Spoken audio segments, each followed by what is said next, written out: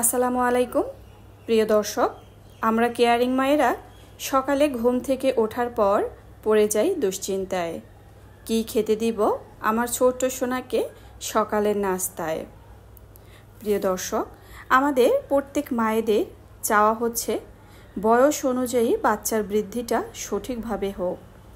তাই বাচ্চার শারীরিক ও মানসিক বিকাশ বৃদ্ধির জন্য দরকার পুষ্টিকর ও সুষম খাবার, যে খাবার থেকে শরীরে পুষ্টিও যোগ হবে এবং বাচ্চা সারাদিন এনার্জেটিক থাকবে। তো প্রথমে যে রেসিপি আপনাদের সাথে শেয়ার করছি, এটাতে রান্নার একেবারেই কোনো ঝামেলা নেই। এই নাস্তা রেসিপি আপনি রান্না ছাড়াই বাচ্চাকে খাওয়াতে পারবেন এবং 7 মাস বয়স থেকে যে কোনো বয়সী বাচ্চাদেরকে খাওয়াতে পারবেন। তো যাই হোক, এখানে আমি নিয়েছি লাল চিরা। লাল চিরার পরিবর্তে আপনারা সাদা চিরাও নিতে পারেন, তবে সাদা চিরার তুলনায় লাল চিরার পুষ্টিগুণ বেশি। লাল চিরাগুলো আমি একটু বেছে নিয়েছি, কারণ এর ভিতরে ধান, মাটি এগুলো থাকে। তো যাই হোক, লাল চিরার মধ্যে একটু ধানের পরিমাণ বেশিই থাকে, তো সেগুলো আমি হাত দিয়ে বেছে নিয়েছি এবং পানিতে ভিজিয়ে কয়েকবার ধুয়েও নিয়েছি। তো সেগুলো ধুয়ে কিন্তু আমি আলাদা পানি দিয়ে ভিজিয়ে রেখেছি। আর এখানে আমি নিয়েছি 2টা খেজুর। তো খেজুর দুটো আমি ভালো করে ধুয়ে উষ্ণ কুসুম গরম পানিতে ভিজিয়ে রেখেছি। আর সেই সাথে নিয়েছি একটা পাকা কলা। আমি কিন্তু এখানে কোনো অর্ধ পাকা কলা ব্যবহার করিনি, পুরো যে পাকা কলা সেটাই ব্যবহার করব।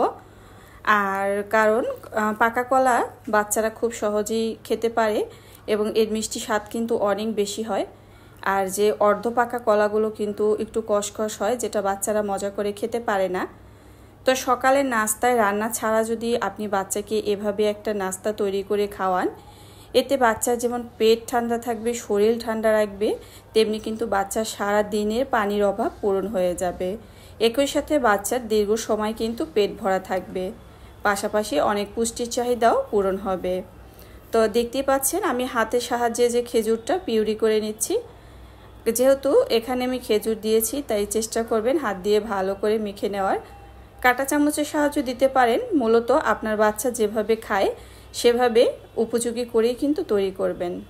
চিরাটা এখানে আমি 10 মিনিটের মতো ভিজিয়ে রেখেছি, আপনারা চাইলে আরও বেশি সময় রাখতে পারেন। বেশি সময় রাখলে দেখা যায় চিরাতে কোনো দলা থাকবে না, একেবারেই সুন্দর মিহি হয়ে যাবে। আর যে দিয়েছি একটা পাকা কলা, এই কলাটাও কিন্তু আমি চিরা আর যে খেজুর নিয়েছি তার সাথে এই 3টা উপকরণ একসাথে মিশিয়ে বাচ্চাকে খাইয়ে দিব। তো রান্নার ঝামেলা ছাড়া যদি আপনি এভাবে একটা পুষ্টিকর, স্বাস্থ্যকর, মজাদার খাবার রেসিপি বাচ্চাকে তৈরি করে খাওয়াতে পারেন, এটা তো বাচ্চাকে সারা দিনে এনার্জেটিক রাখবে, বাচ্চার পেট শরীর ঠান্ডা থাকবে। তো বাচ্চা যদি সারাদিন এনার্জেটিক থাকে এবং সে খাবার খাওয়ার পর যদি খুব শান্তভাবে থাকে, তখন দেখা যায় মায়েরা কিন্তু অনেক বাড়তি কাজ করে নিতে পারে। তো আপনি আপনার বাচ্চার চাহিদা অনুযায়ী কিন্তু খাবারটা তৈরি করে দিবেন। যদি আপনার বেবি 7 মাস থেকে দেওয়া শুরু করেন, সেক্ষেত্রে যদি ওরকম দানা দানা খাবার খেতে না পারে, চাইলে একটু ব্লেন্ডারে পিউরি করে নিতে পারেন বা মেশারের সাহায্যে মিশিয়েও কিন্তু খাবারটা তৈরি করে দিতে পারেন। মূলত আপনার বাচ্চার খাওয়ার উপযোগী করেই আপনি খাবারটা খেতে দিবেন। তো যাই হোক, এটা ছিল বাচ্চার সকালের নাস্তায় বা বিকালের যে কোনো বেলাতেই কিন্তু আপনি চাইলে এটা খাওয়াতে পারেন। তো এরপর চলে আসলাম দ্বিতীয় রেসিপিতে। আর এখানে আমি দিয়ে দিয়েছি পরিমাণ মতো বাটার। আপনারা চাইলে এখানে ঘিও ব্যবহার করতে পারেন, তবে আমি ঘি দিয়ে বেশ কিছুদিন খাবার খাইয়েছি, তাই ভাবলাম যে এখন থেকে আবার কয়েকদিন বাটার দিয়ে খাবার খাওয়ার চেষ্টা করি। কারণ একটু অদল বদল করে দিলে হয় কি, বাচ্চারা খুব মজা করে খায় এবং বিভিন্ন রকম খাবার থেকে কিন্তু বাচ্চারা বিভিন্ন রকম পুষ্টি পেয়ে যায়। তো যাই হোক, এখানে আমি দিয়েছি গ্রেট করে রাখা গাজর। আর গাজরটা আমি একটু সময়ের জন্য ভেজে নিব। ভেজে নিয়ে এখানে আমি দিয়ে দিয়েছি বিশুদ্ধ সাদা যে পানি, সেই পানি, পরিমাণ মতো পানি আমি একসাথে দিয়ে দিয়েছি। দর্শক, বাচ্চাদের সকালের নাস্তায় কিংবা মধ্য সকাল বা বিকালে দেখা যায় অনেক সময় বাচ্চার হালকা ক্ষুধা লেগে যায়।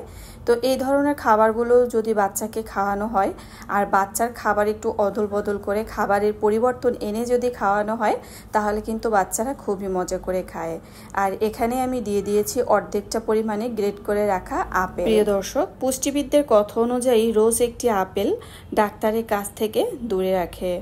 তো যাই হোক, আপেল কিন্তু বাচ্চা থেকে বড় সবার স্বাস্থ্যের জন্য খুবই উপকারী, সেটা আপনার কাছে ভালো লাগুক আর নাই লাগুক। আর এখানে যেহেতু আমি খাবারটা তৈরি করে নিচ্ছি গাজর এবং সেই সাথে আপেল, তো এই দুইটাই কিন্তু প্রচুর মিষ্টি স্বাদ রয়েছে, যার কারণে আলাদা কোনো মিষ্টির দরকার হয়নি। এখানে আমি দিয়ে দিয়েছি প্রোটিন পাউডার অর্থাৎ বাদাম গুঁড়ো। এখানে আমি 2 রকমের বাদাম নিয়েছি। যদি 7 মাস থেকে কেউ এই খাবারটা বাচ্চাকে খাওয়াতে চান, প্রথমে একটা বাদাম দিয়ে খাবার খাওয়াতে পারেন। যদি বাচ্চা দেখেন হজম করতে পারে বা কোনো সমস্যা হয় না, সেই ক্ষেত্রে 2 থেকে 3 রকমের বাদাম মিক্সড করে বাচ্চার খাবারে মিশিয়ে দিতে পারেন। আর এগুলো যেহেতু ন্যাচারাল মিষ্টি রয়েছে, তাই মিষ্টি স্বাদের জন্য বাড়তি কোনো কিছুরই দরকার হয় না। আর আপেল আর গাজর যে বাচ্চার স্বাস্থ্যের জন্য কতটা উপকারী, এটা একজন মাই বলতে পারবে। আর এরকম একটা নাস্তা যদি বাচ্চাকে সকালে খাওয়ানো হয়, তাহলে দেখবেন বাচ্চার কোষ্ঠকাঠিন্য সমস্যা কিন্তু চলে যাবে।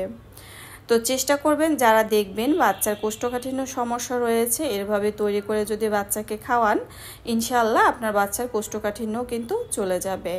এই খাবারগুলো হালকা নাস্তায় সকালে বা মধ্য দুপুর বিকেলের যে কোনো বেলাতেই দিতে পারেন। আর যদি মনে করেন যে খাবারটা ওইভাবে আপনি বাচ্চাকে খাওয়াতে পারছেন না, সেক্ষেত্রে ব্লেন্ডার করেও নিতে পারেন, তাহলে কোনো দানা থাকবে না, একদম মিহি হয়ে যাবে। মূলত আপনি আপনার বাচ্চার পছন্দ অনুযায়ী কিন্তু খাবারটা তৈরি করে নেবেন। তো এই তো তৈরি হয়ে গিয়েছে বাচ্চার আরও একটি হেলদি খাবারের রেসিপি। প্রিয় দর্শক, দুইটি সকালে নাস্তা এবং বিকালের বা যে কোনো বেলাতেই দিতে পারেন। আর নাস্তা রেসিপি সত্যি এতটা লোভনীয়, বাচ্চারা অনায়াসে খুব সহজেই মজা করে খাবে এবং বাচ্চার স্বাস্থ্যের জন্য খুবই উন্নতি। এটা যেমন ওজন বৃদ্ধি করবে, তেমনি মেধা বিকাশের জন্য খুবই সাহায্য করবে, কোষ্ঠকাঠিন্য সমস্যা দূর করবে। আর খাবার অনেক বাচ্চারা আছে যে খাবার দেখতে সুন্দর লাগে, ওই খাবারগুলো কিন্তু বাচ্চারা খুবই মজা করে খায়।